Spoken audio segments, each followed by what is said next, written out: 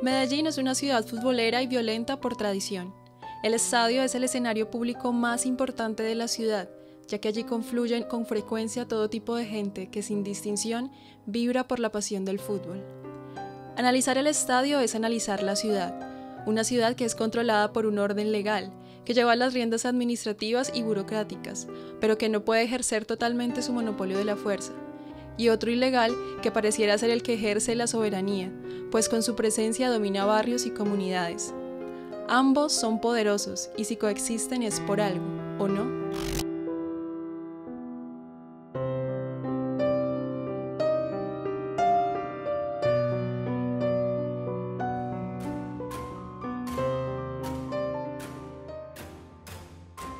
Debido a la muerte de Pablo Escobar, sus secuaces y lugartenientes se batieron a muerte por el dominio de una delincuencia alimentada por el dinero del narcotráfico, pero que con el paso del tiempo fortalecería otras formas de financiamiento y control.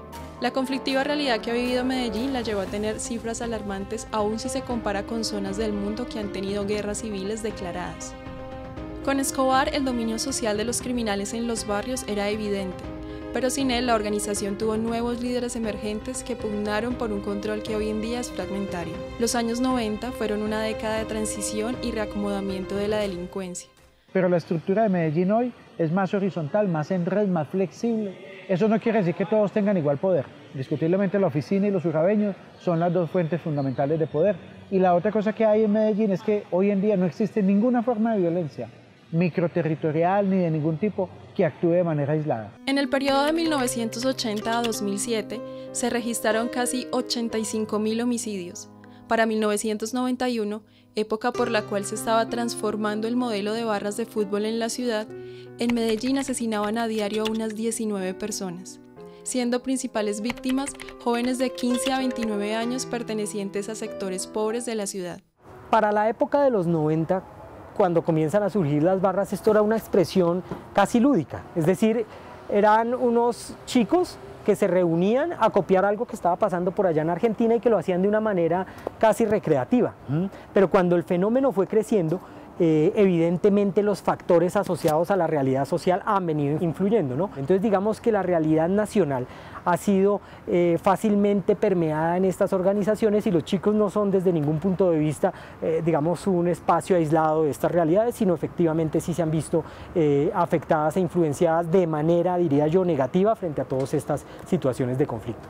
El barrismo es un concepto que clasifica a un fanático del fútbol que tiene el apoyo a su equipo y a su barra como prioridades. Su significado es universal.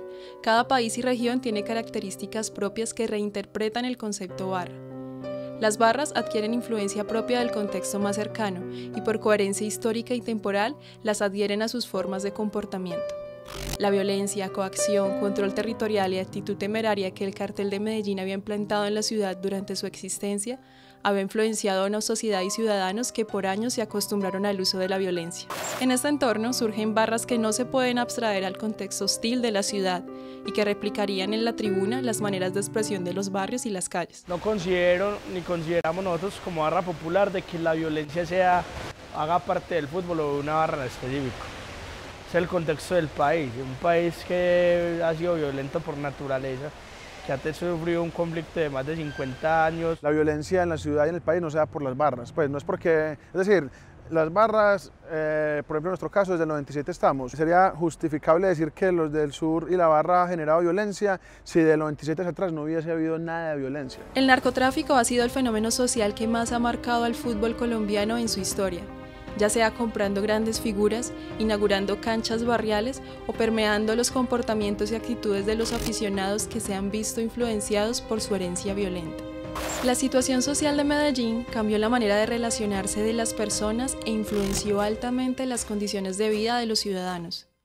Más a finales de la década del 90 y a comienzos del presente siglo es que la actividad del estadio se vuelve una actividad donde las barras de los equipos de fútbol se enfrentan de manera violenta, ¿cierto? Y ahí también el narcotráfico juega un papel, sobre todo porque en tanto el narcotráfico construye una red violenta y criminal en la ciudad, esas dinámicas de violencia a veces se expresan también en el estadio a través de enfrentamientos entre barras bravas del fútbol.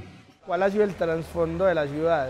O sea, ha sido una de las ciudades catalogadas como las más violentas del mundo. Entonces me parece que ese contexto social influye mucho a las problemáticas que se presentan con relación al fútbol. Entonces es impensable que uno diga que hay que solucionar el problema de la violencia en las barras, pues finalmente hay que solucionar el problema de ciudad, de país.